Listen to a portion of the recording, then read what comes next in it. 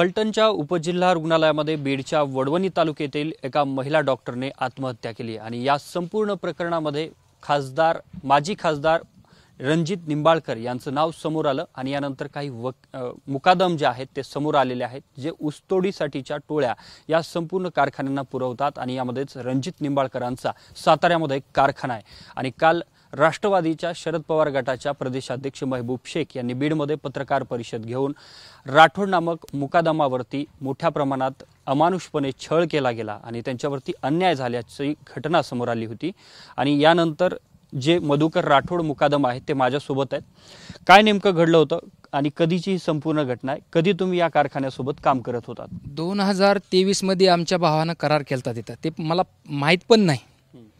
मला कधी माहीत झालं की त्यांनी ज्यावेळेस आमच्या घरावर रात्रीचे 3 वाजता आले त्यावेळेस माहीत झालं। ते बी माझ्या घरात घुसल्यामुळे माहीत झाले। माझ्या घराला तर दार बी नाही, काहीच नाही, म्हणजे लहान लाकडाचं दार। मी बाहेर झोपलेलो होतो, डायरेक्ट माझ्या घरात आले। म्हणले कुठं आहे तुझा भाऊ? काय? मी म्हणलं ते माझ्या भावाचं घर आहे। इकडं कशाला? काय झालंय? काय नाही? नाही म्हणले त्याच्यावर वॉरंट आहे। आता मला सांगा, रात्रीचे आल्याच्या नंतर वॉरंट मग आमच्या धारूर पोलीस स्टेशनच्या कोणीच नव्हतं त्यांच्यासोबत। हां, मग ते आल्याच्या नंतर त्यांनी, आमचा भाऊ घरात पण नव्हता, मग त्यांनी आल्याच्या नंतर अटॅक केला आमच्यावर, असं तसं। मग आम्ही इकडे तिकडे फोन लावले गावात, आमचे लोक धावून आले आमच्या गावातले, काय प्रकार झाला ह्या टायमाला म्हणून। आल्याच्या नंतर त्यांनी वारंवार तिकून आमचे धारूरचे PI त्यावेळेस आठवले साहेब होते, आठवले साहेबाला फोन केला त्यांनी की आमच्या ह्या गावामध्ये आमच्या लोकांनी मरणाचं मारले, तुम्ही काय झोपा घेताय? आठवले साहेब सकाळी 5 वाजता आमच्या गावात आले। इथं तर काहीच झालं नाही म्हणले, कसं काय घडलं असं? मग तिकून त्यांना वारंवार फोन यायचा की आमच्या लोकांना मारलं, तुम्ही त्यांच्यावर 353 करा। त्या अधिकाऱ्यांनी कुणाच्या बळी न पडता आमच्यावर 353 दाखल केलं नाही। कारण काय, ते म्हणले कुठं काही घडलंच नाही तर आम्ही कशामुळं, तुमचं काय व्यवहार काय आम्हाला समजू द्या, आम्ही त्यांना सांगू, त्याच्यामध्ये काही रस्ता मार्ग निघाला तर काढायला लावतो। तर त्यांनी सांगितलं मला, ह्यांना आता किती देऊ शकतात? तर आमच्या भावाला सांगितलं 1-2 लाख रुपये। त्या दिवशी आम्ही 1-2 लाख रुपये त्यांनी बँकेतून RTGS केले त्यांना, त्या कारखान्याला, स्वराज कारखान्याचे कर्मचारी आणि फलटण पोलीस स्टेशनचे अधिकारी। म्हणजे तुमच्या भावाचं नाव काय आहे आणि त्यांचा काय करार झाला होता? किती पैसे देणं बाकी होतं कारखान्याचे? ते 8 लाख रुपये देणं बाकी होतं। 8 लाख रुपये देणं बाकी होते, तर त्यांनी काय केलं, परत रिटर्न त्याला आणखी दुसऱ्या टर्नला त्याच्यावर वॉरंट काढून त्याला आणखी ओपळी ते कुप्पा फाटा या अंतर्गत त्यांनी उचललं। त्याला उचलल्याच्या नंतर वडवणी पोलीस स्टेशनला नेऊन तिथून त्यांनी आम्हाला फोन आला की तुमच्या भावाला नेलं फलटण पोलीस स्टेशनला, तुम्ही उद्या तिथं जामीनला जावा। मग मी परत काही गेलो नाही। मग 4 तारखेला 3-4 तारखेला आमच्या नातेवाईकाला पाठवलं, आमचे कुप्प्याचे सरपंच आहेत रामराव पवार म्हणून, ते गेले। ते म्हणले ह्याच्यात तर जामीन झाली, काय अडचण नाही म्हणले, आपल्याला 420 मध्ये तर काय अडचण येणार नाही। तर 420 मधून जामीन व्हायच्या अगोदर त्यांनी तिथून जेलमधून बाहेर निघताच कारखान्यानं ताब्यात घेतलं त्याला। कारखान्याला ताब्यात घेऊन पोलीस स्टेशनला आणून खोटा गुन्हा दाखल केला त्याच्यावर। ते इनायभंगाचा गुन्हा होता, कुठला होता, मी ते मलाच उचलून नेलं त्यांनी, मी ते काय पाहणी केली नाही। म्हणजे तुम्हाला उचलून नेलं, ज्यावेळेला इथं गावातलं तुम्ही मारहाणीचा प्रकार सांगताय, त्याच्या अगोदर भावाला नेलं होतं की नंतर नेलं? आणि तुम्हाला कधी नेलं? नंतर नेलं। इथं जे गावात प्रकार घडला होता त्याच्यानंतर नेलं त्यांनी। आणि त्याच्यानंतर गेल्यानंतर मग 10 तारखेला असं झालं की आमच्या गावातले सहकारी भगवान नाना घुले आणि दुसरे आणखी त्यांच्यासोबत पार्टनर होते आणि माझे नातेवाईक, आम्ही फलटणला गेलो। 10 वाजता सकाळी 9-10च्या स्पीडमध्ये आम्ही तिथं पोहोचलो। पोहोचल्याच्या नंतर आमचे सहकारी म्हणले तुम्ही जरा बाजूला थांबा म्हणले, कारखान्याचा व्यवहार आहे, सगळं सबमिट झाल्यानंतर समोर येऊन त्यांचा व्यवहार मिटून टाकू, आपल्याला झंझट नको म्हणून त्यांनी सांगितलं मला। मी थोडं तिथे ATM मध्ये गेलो, बस स्टँडच्या थोडं पुढं ह्या साईडला, राईट साईडला ATM आहे, त्या ATM मधून मी 13,000 रुपये काढले। 13,000 रुपये काढून मी माझ्या नातेवाईकापाशी दिले खर्चायला, ह्याला म्हणले राहू द्या। आणि मी आराम करायला भाजी मंडी पुढं वर, त्या भाजी मंडीत जाऊन आराम करीत होतो। आराम करीत असल्यानं मला एक थोडं झोपीच्या ह्याच्यामध्ये 12:02च्या आसपास मला लँडलाईनहून फोन आला। लँडलाईनहून फोन आला की मी रिटर्न लावायला प्रयत्न केला, ते काही लागा नाही गेला। मला संशय आला की आपलं लोकेशन काढलं। मग त्याच्यानंतर मी त्या भाजी मंडीतून बाहेर पडायच्या टायमिंगमध्ये 2 गाड्या स्कॉर्पिओमध्ये गच भरून आल्या, त्यांनी मला ताब्यात घेतलं। ताब्यात घेऊन तसंच पुढं इमानतळ आहे, इमानतळावर नेऊन मला मरणाचं मारलं। ह्यो आणखी कणा दुखतोय माझ्याकडं, तुम्हाला सांगतो, आज चप्पल तुटलं तर मला टायमिंगमध्ये पैसे नाहीत। आणि मला एक दवाखाना कुठं करायचा, मी कसा करायचा? आज मला दवाखान्यात जाऊन ते फोटो काढायला सुद्धा पैसे, मी एवढं परेशान झालेलो आहे। आणि त्यांनी माझ्यावर अत्याचार केला। कोण होते मारहाण करणारे? तुमच्या ओळखीचे होते? कुठले लोक? माझ्या ओळखीचा एकच माणूस त्याच्यामध्ये, जो कारखान्याचा अधिकारी पुजारी साहेब म्हणून ओळखतात, शेती अधिकारी तो HNT सगळे वाहन भरता करार करून घेतात, तो माणूस फक्त माझ्या ओळखीचा, तो गाडीमध्ये दिसला मला. त्यांनी मला सगळ्यांनी सांगितलं गाडीत बसा. गाडीत मी बसलो. तिथून मला तिथं ह्याच्यावर विमानतळावर नेऊन मारहाण करून 7 वाजेपर्यंत संध्याकाळी त्यांनी मला बाहेर मारलं. झाडाला टांगायचे, वरून खाली सोडायचं, ह्या मानेवर सोडायचं मला. तुम्ही बीडचे ना? अहो काल ह्या आमच्या ताईला बीडचे काय म्हणले हो, मला मुंडे साहेबाचं नाव घेतल्यामुळं मारलं मरणाचं मला. मुंडे साहेबाचे तुम्ही मुंडे साहेबाचे लोक म्हणून मारलं हो. मी काय ते मुंडे साहेबांनी काय हे केलं का त्याच्यामध्ये? काय संबंध? तो माणूस आज आमच्यात नाही आहे, तरी पण त्यांचं नाव घेतल्यामुळं आम्हाला त्रास त्यांची कशामुळं? तुम्ही ह्या जातीचे, तुम्ही लमानी असेच आहेत. जातीवर बोलले हो मला, जातीवर बोलून मला जातीवर शिवीगाळी करून मारलं. माझ्या बायकोला फोन गावाकडे लावून द्यायचे, मला वरून मारायचे, माझ्या नातेवाईकाला बादशाला लावायचे, माझ्या ड्रायव्हरला लावायचे. काय मला मी काय केलं? मी काय त्या कारखान्याचा ठेकेदार? माझं वाहतूक म्हणून तिथं काय करार? माझा काय एक मध्यस्थी कुठलं तर काय मिटावा म्हणून मी ते आहे त्यांना जामीन घेण्यासाठी गेलेलो होतो. म्हणजे तुमचे भाऊ पोलिसांच्या ताब्यात होते, आतमध्ये होते, आणि तुम्हाला दुसऱ्या बाजूला ह्या कारखान्याच्या लोकांनी उचलून मारहाण केली. हो, माझा भाऊ जेलमध्ये होता. माझा भाऊ जेलमध्ये असताना परत ट्रॅक्टर सुद्धा आतमध्ये होतं, कारखान्यामध्ये ट्रॅक्टर सुद्धा होतं, आणि परत माझ्यावर सुद्धा अटॅक केलं त्यांनी. हो, कारखाना स्वराज कारखाना. स्वराज कारखाना हा रणजित सिंह निंबाळकरांचा कारखाना, आणि तो सगळं त्या खासदारला शिकविणारा हा पुजारी साहेब. हो, लोक कसे आणायचे, कसे टांगून मारायचे, कसं काय करायचं. तिथून 7 वाजता संध्याकाळी मला पोलीस स्टेशनला आणलं. पोलीस स्टेशनला आणल्याच्या नंतर मला CCTV कॅमेरासमोर जाऊ दिलं नाही. मी जायला प्रयत्न केला, मला जाऊ दिलं नाही. इकडे ढकललं त्यांनी, ह्या साहेबाकडे चला म्हणले. तिथे एक पाटील नावाचा कोणतरी अधिकारी होतं त्यावेळेस.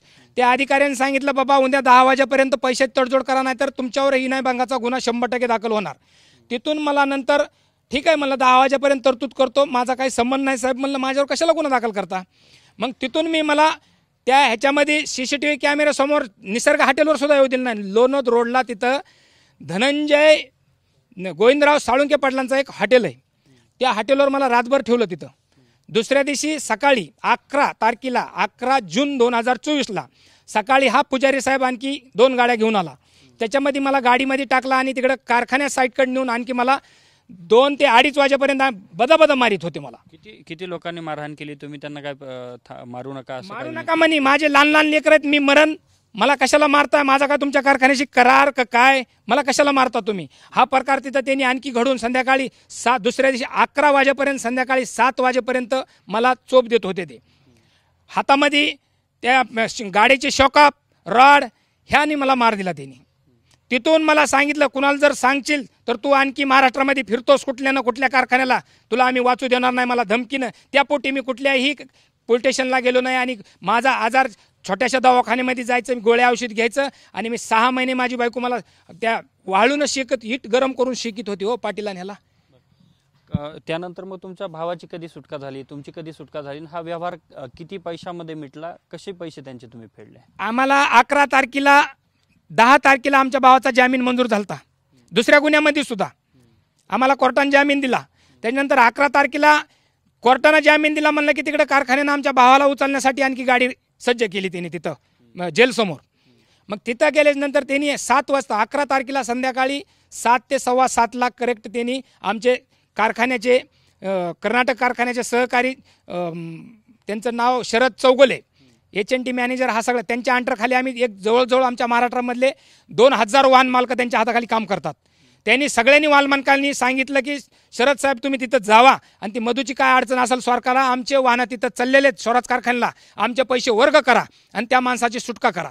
मग त्याच्यानंतर ते तिथं आले आणि त्यांनी लेखी दिलं, आणि त्याच्यानंतर व्यवहार मिटला. भगवानना घुले आणि शरद चौगुले यांनी ते व्यवहार मिटल्यामुळं मी सुरक्षित गावाकडे आलो. नाही तर तुम्हाला सांगतो साहेब, ताईचं प्रेत आज आलं हो, माझं प्रेत त्याच वेळेस गावाकडे येत होतं. बीड जिल्ह्यामध्ये त्याच वेळेस त्या कारखान्यामार्फत प्रेत आलं असतं माझं.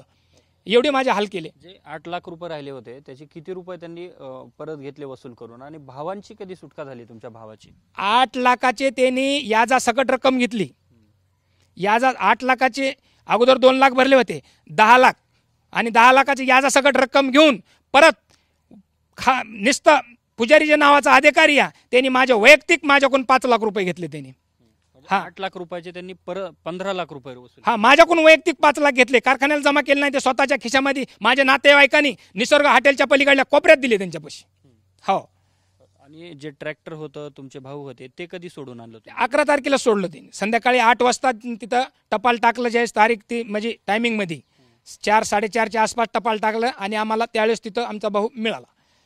मग हे सगळं 1-1.5 वर्षाचं प्रकरण आहे. ह्याच्यामध्ये आता हे सगळं कोर्टातलं प्रकरण संपलंय का आणखी तारखा सुरू आहेत काय? नाही, आता आणखी काही तिथं तारीख त्यांचं काही हे आलेलं नाही. आमच्या भावाला काही समस्या वगैरे आला असेल तारखीचं तर काय माझ्यावर गुन्हाच नव्हता, तर माझा काही संबंध होता. पोलिसांनी मला धरून दिलं हो. पोलिसांनी तिथं मला अटॅक केलं ना. पोलिसांनी माझा सर्च काढला मोबाईलचा आणि मला लोकेशन निघालं आणि ह्या ठिकाणावर जावं तुम्ही म्हणून त्यांनी पाठवलं मला. मग हे सगळं घडत असताना तुम्हाला खासदारांचा तो कारखाना आहे हे माहीत होतं? खासदारांनी कधी फोन केला? त्यांचं कधी इन्व्हॉल्वमेंट होतं? कधी बोलणं झालं असं काही जाणवलं तुम्हाला? मला त्यांचा वैयक्तिक फोन नाही, पण वारंवार मला ह्या माझ्याकडे रेकॉर्डिंग पण आहे. शरद ते पुजारी साहेब जो आहे त्याचा वारंवार मला धमकीचे फोन येत होते. हां, मी पैसे तुझ्याकडूनच वसूल करणार. मी म्हणलं मला विचारून करार दिला का साहेब तुम्ही? म्हणलं भावाला माझा काय संबंध? त्यांनी नाही म्हणले मी तुझ्याकडून पैसे घेतो का नाही ती बघ, तुझी मस्ती जिरवतो. वारंवार मला फोन यायचे त्याचे.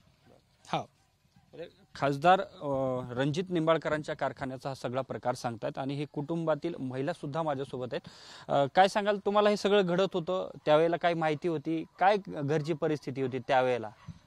त्यांचा फोन यायचा, ते रडायचे, पैसे सुई लाव म्हणायचं, आपलं वावर विकू. मग आम्ही हो म्हणायचंच ना. आता मारहाण झाल्यावर त्रास झाला त्यांना, हो म्हणायचे मी करते पैसे गोळा. आता कुणी तर नाही, लहान बाळ आहे. मग म्हणायचे हो म्हणायचे, रडायचे, ते आरडायचे. ते कोण हां सारखं फोन यायचं ना. मोबाईल स्विच ऑफ करून टाकायचे मी. सैन नाहीत होत म्हणलं, आता लई त्रास व्हायला त्यांना तिकडं. ह्यांना सगळ्यांना सोडून आणण्यासाठी तुम्ही गावाकडून काय काय प्रयत्न केले? कधी पैसे पाठवले? ते म्हणले नातेवाईकांनी 5 लाख रुपये दिले. कसं हे सगळं मॅनेज केलं तुम्ही पैशाचं असेल? पाहुणे आमचे, भाऊ, आमच्या नंदाचं पोरग, ते वासा आमचा, सगळ्यांना हे केलं आम्ही. आणि पैसे दिले हो हो. सोडलं नाही. मग पैसे गोळा करायला म्हणलं जरा शांत राहायचे ना. ते मारायचे, हे आरडायचे. हो. मग त्यांच्यावर आता काही कारवाई झाली पाहिजे. त्यावेळेला तर तुम्ही काही तक्रार दिली नाही दबावपोटी, मग आता त्यांच्यावर कारवाई झाली पाहिजे असं वाटतं तुम्हाला? हो, त्यांना न्याय हेच भेटायला पाहिजे. त्यांना काहीतरी शिक्षाच भेटायला पाहिजे त्यांना काहीतरी.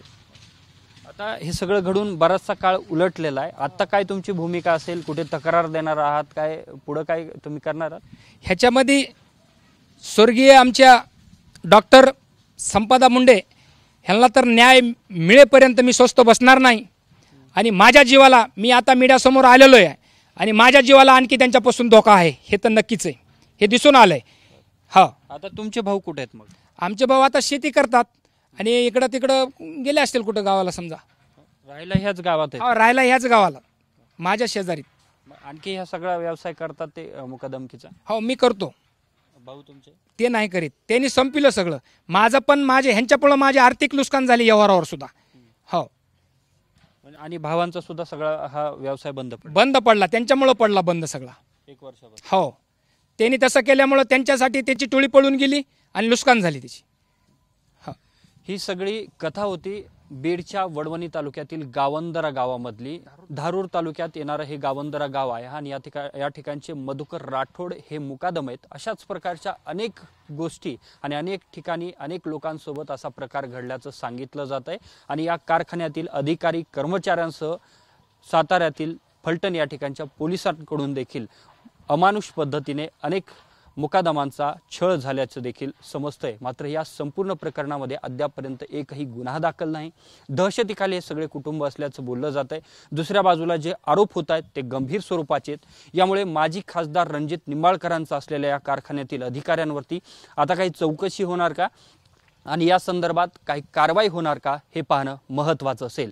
कॅमेरामन हर्षल निकमसह मी अशोक काळकुटे, TV9 मराठी, बीड.